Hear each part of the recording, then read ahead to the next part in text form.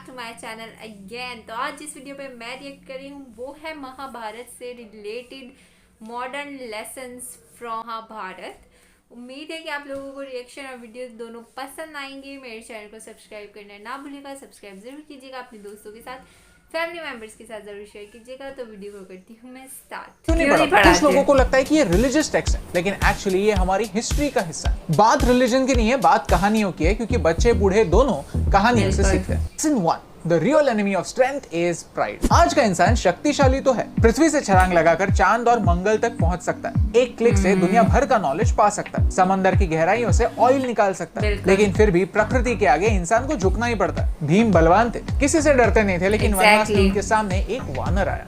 वानर काफी कमजोर था, वो उठ नहीं पा रहा था। भीम ने वानर को अपनी पूंछ उठाने के लिए कहा था। पूंछ उनके रास्ते में आ रही थी। वानर ने कहा, मैं तो कमजोर हूँ, आप ही मेरी पूंछ उठाइए और चले जाइए। भीम को गुस्सा है, उन्होंने पैरों से ही पूंछ हटाने की कोशिश की, लेकिन पूंछ नहीं हिली। अपनी गदा साइड में रखकर पूंछ उठाने की कोशिश की, लेकिन पूंछ नहीं हिली। अपनी पूरी ताकत लगाई, लेकिन पूंछ बिल्कुल नहीं हिली। भीम ने हाथ जोड़े, वो जान गए थे कि ये साधारण वानर नहीं है, ये वायुपुत्र हनुमान।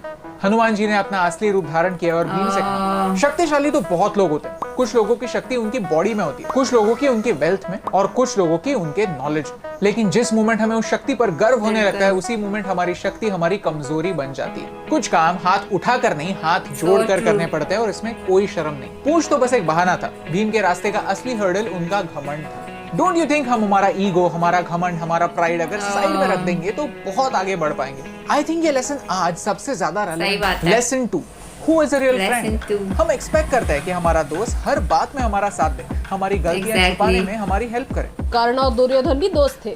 जब कर्ण के खुद के भाइयों ने उसका मजाक उड़ाया, बात बात पर इंसल्ट किया, तब दुर्योधन ने उसे गले लगाए, उसे अपने साइड में बिठाकर रिस्पेक्ट दी। Karna had vowed that he'd be loyal to Duryodhan no matter what. कर्ण पूरे महाभारत में काफी इंटरेस्टिंग कैरेक्टर है, ग्रे कैरेक्टर है। कई बातें हैं जो हम कर्ण से सीख सकते हैं। हम सब किसी न किसी लेवल पर कर्ण से कनेक्ट जरूर करते हैं, क्योंकि उसके साथ बार बार नाइंसाफी होती है। अब कर्ण की गलती कहाँ हुई? जब दुर्योधन ने पांडवों का महल जलाया, तब कर्ण को उसे रोकना चाहिए था, लेकिन कर्ण ने उसका साथ दिया। जब दुर्योधन ने भरी सभा में द्रौपदी वस्त्रहरण किया, तब कर्ण को उसे रोकना चाहिए था, लेकिन कर्ण ने उसका साथ दिया। जब दुर्योधन सत्ता के लालच में अपने भाइयों को मारने चला था, तब कर्ण को उसे रोकना चाहिए था, लेकिन कर्ण ने उसका साथ दिया। कर्ण ने एंड तक अपनी लॉयल्टी का वचन तो निभाया, लेकिन सोचने वाली बात यह है कि उससे दुर्योधन का फायदा हुआ या नुकसान। कर्ण एज अ फ्रेंड फेल हो गया, एक बार नहीं बार बार फेल हो गया, क्योंकि उसने दुर्योधन को आईना नहीं दी। डोंट यू थिंक हमारे असली दोस्त वही होते हैं जो हमें गलत रास्ते पर जाने से रोकते हैं? Loyalty to your friends is not bad, but unquestioning loyalty can be fatal. I think ये लेसन आज सबसे ज्यादा रेलेवेंट। लेसन 3, असली हीरो। परफेक्ट तो पांडव भी नहीं थे, कौरव भी नहीं थे। पांडवों में भी कमियां थी और कौरवों में भी गुण थे, लेकिन फिर भी अगर कौरव जीते और पांडव हारते तो कुछ ठीक नहीं लगता, राइट? लगता कि कहानी अधूरी है। But why do we want Pandavs to win? कौरवों और पांडवों में एक डिफरेंस जरूर था। पांडवों ने अपनी जर्नी में गलतियों का सामना किया, उन्हें एक्सेप्ट किया, कभी उनसे हारे, कभी उनसे जीते, लेकिन कभी उनसे भागे नहीं।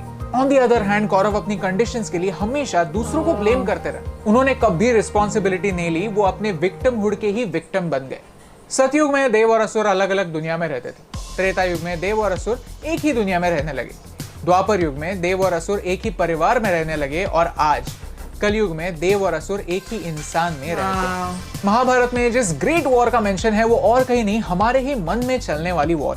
सोचिए, हम ही तो हैं जो अर्जुन की तरह फोकस होते हैं, हम ही तो हैं जो दुर्योधन की तरह दूसरों से जलते हैं, हम ही तो हैं जो कृष्ण की तरह किसी की मदद कर सकते हैं, और हम ही तो हैं जो शकुनी की तरह किसी का फायदा उठा सकते हैं। महाभारत अल्टीमेटली हम सबको यही बताना चाहता है कि हमारे अंदर 100 दोष हो सकते हैं, लेकिन 5 गुणों से हम उन पर विजय पा सकते हैं। और आई थिंक ये लेसन कल भी रेलेवेंट था, आज भी रेलेवेंट है, और हमेशा रेलेवेंट होगा। सो गाइस, वीडियो यहीं पर एंड होती है, और जो है इस वीडियो से हमें रिलीजन की तरफ ना जाते हुए भी कई बातें सीखने की ज़रूरत है, कई अच्छी बातें सीखने की ज़रूरत है। अच्छी बातें और नॉलेज हमेशा सीखनी चाहिए, वो चाहे किसी भी बुक में हो, रिलीजन से ताल्लुक़ रखती हो, नॉलेज हमेशा हासिल करनी चाहिए। और जो कि पहली बात इन्होंने लेसन नंबर 1 में बोला कि ईगो को साइड में रख के हमेशा हमें चलना चाहिए। किसी के सामने झुकने से हम जो है हमें शर्मिंदगी महसूस नहीं करनी चाहिए। बिल्कुल सही बात है। कभी कभार हमें अपना ईगो, गुस्सा और ये चीज़ें छोड़ के अगर हम झुक पड़ेंगे बड़ों के सामने, तो इससे हमारी इज्जत बढ़ती है, घटती नहीं है। और कभी कभार फैमिलीज़ में अगर कोई लड़ाई झगड़ा हो जाए, अगर उसमें भी हम इसी तरीके से झुके उनके सामने, या फिर थोड़ा सा अपना गुस्सा साइड पे रखे, ईगो साइड पे रखे, तो आई थिंक के सब लोग खुश रह सकते हैं, एक फैमिली बन सकते हैं।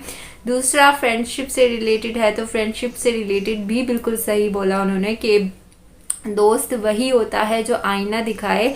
जो दोस्त आपकी हाँ में हाँ मिलाए, चाहे अच्छा हो या चाहे बुरा हो, वो आपका सगा दोस्त कभी भी नहीं हो सकता है। आई थिंक हमें नॉलेज हासिल करनी चाहिए और हमें सिर्फ बुक्स को पढ़ना ही नहीं चाहिए, उन पर अमल भी करना चाहिए, उनको फॉलो करके चलना चाहिए जो जो बातें उनमें लिखी हुई है। अब हमें कोशिश करनी है कि हम अपनी ईगो वगैरह, गुस्सा साइड में रखें। हर रिलीजन बुक, हर बुक जो भी रिलीजन से बाहर हो या रिलीजन में, हमें अच्छी चीज़ें ही समझाती है, हमें अच्छी बातें ही सिखाती है। किसी बुक में नहीं लिखा हुआ कि लड़ाई करो, झगड़ा करो या फिर कुछ भी। तो हमें बुक्स को सिर्फ पढ़ना नहीं है, उन पर अमल भी करना है, उनसे कुछ सीखना भी है। उनमें लेसन्स हैं, वो सीखने के लिए ही बनाए गए हैं। उम्मीद है कि आप लोगों को वीडियो पसंद आई होगी और आपने इस वीडियो से बहुत कुछ सीखा होगा। और मैंने तो काफ़ी कुछ सीखा है, उम्मीद है कि आप लोगों ने भी सीखा होगा और आपको रिएक्शन और वीडियो दोनों पसंद आए होंगे। वीडियो को यहीं एंड करती हूँ। मेरे चैनल को सब्सक्राइब करना ना भूलिएगा, सब्सक्राइब जरूर कीजिएगा। मैं मिलती हूँ आपसे नेक्स्ट वीडियो में, तब तक के लिए अल्लाह हाफिज़।